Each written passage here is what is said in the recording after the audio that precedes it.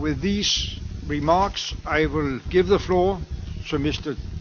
Danilo Türk of Slovenia to present his visionary statement, which we already received in a written form. Mr. Türk. Thank you, Mr. President, distinguished ambassadors, delegates, ladies and gentlemen. It's a great privilege and a great honor to be with you this morning, because I am fully aware of the fact that the informal dialogues are one of the important innovations in the practices of the United Nations. And I say so because my life has been for a very long time very closely associated with the United Nations. And today I'm appearing before you as a person who has witnessed and participated in a number of activities of the United Nations, in many efforts, some of which did not succeed, but some of which did.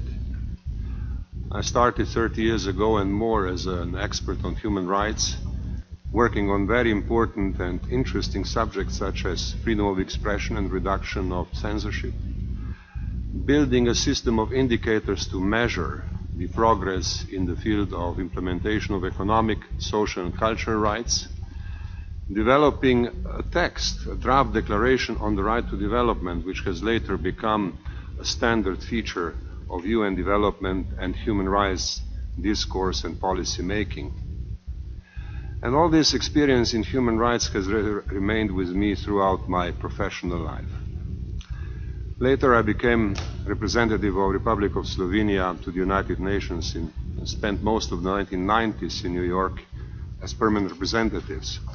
I must say this room is nicely renovated. I've been here many times, participated in many discussions. I remember full well the lessons and messages of Agenda for Peace, a great program which was produced at a particularly happy moment of the United Nations, but remains still unfulfilled in many respects. And I'm fully committed to those ideas that were discussed 20 more years ago in this room. I was also a member of the Security Council in late 1990s, witnessing some of the difficulties characterizing the work of the Council and trying to help in overcoming them. I participated in the mission of the Security Council to East Timor in 1999, and I firmly believe that missions like this are a very important tool of preventive diplomacy where Security Council has an indispensable role.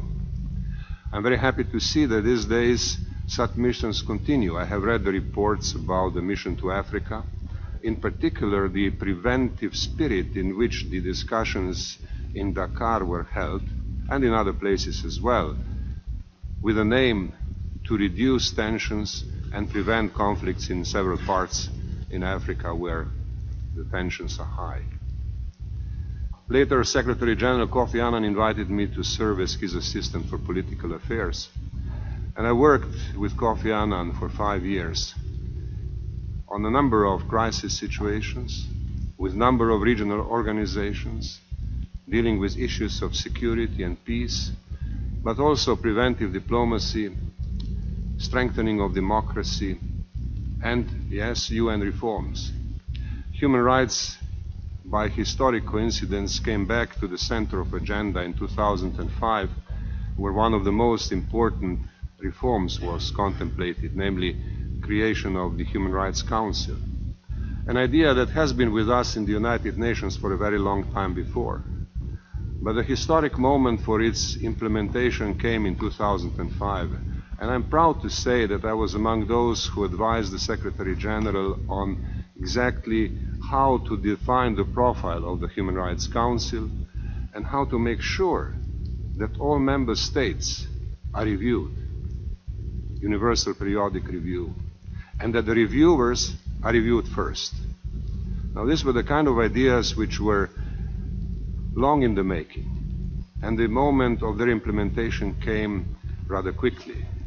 I'm happy to see that practice follow-up to that important decision is generally good, but there are still many things to improve. I draw two lessons from this experience. Lesson number one, commitment to the United Nations.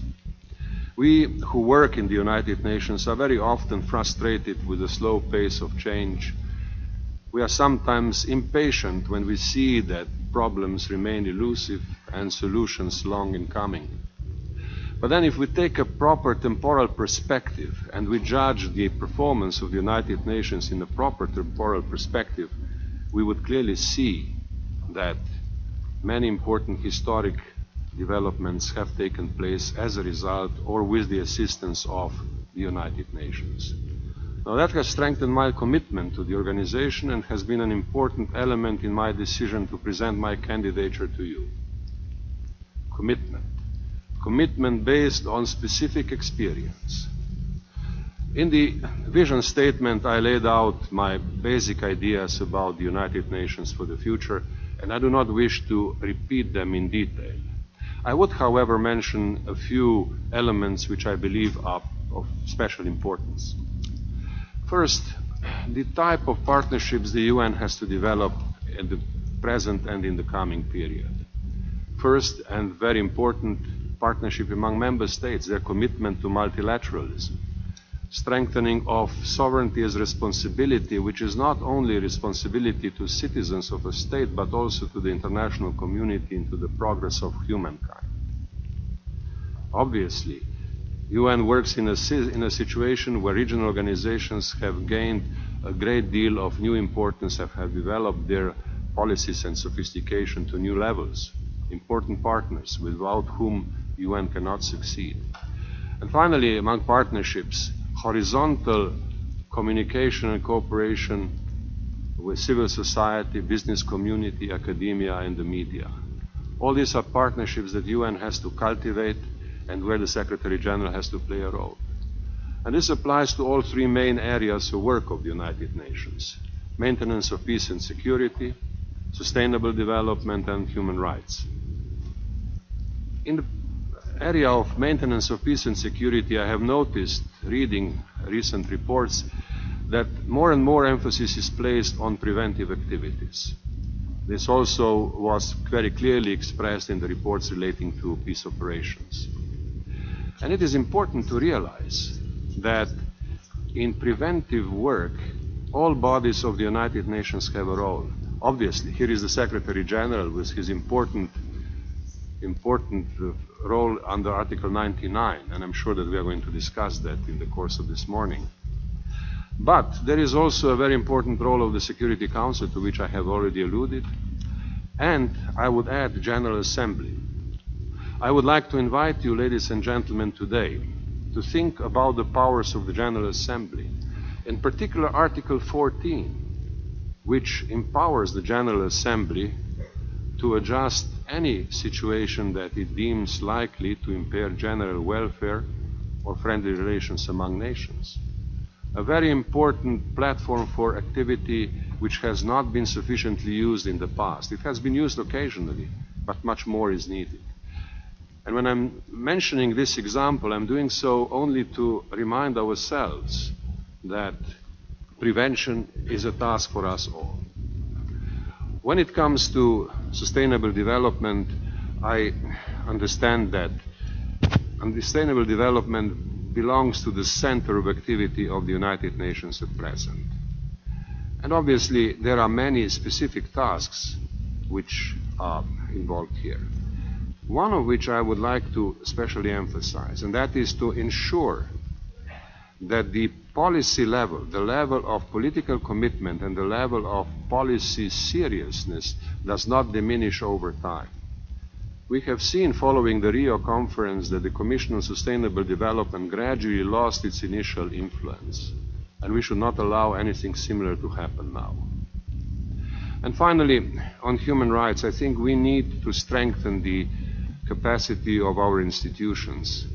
Human rights were not developed in a very detailed way in the Charter of the United Nations itself. It came as a result of the Universal Declaration and subsequent instruments. And now we have the High Commissioner for Human Rights, we have the Council for Human Rights, and we have other forums. We have to mainstream human rights and ensure that they are taken as a part of the UN overall program. These, ladies and gentlemen, are my initial thoughts. I did not wish and I do not have the time to go into further detail, but I will gladly do so in the course of this morning, and I would like to inform you just right from the beginning. I came to New York yesterday to stay for about 10 days. I wouldn't want to miss the events towards the end of next week, and I would be very happy to meet with you individually or in smaller groups to discuss any of the questions you find interesting in some more detail. Thank you.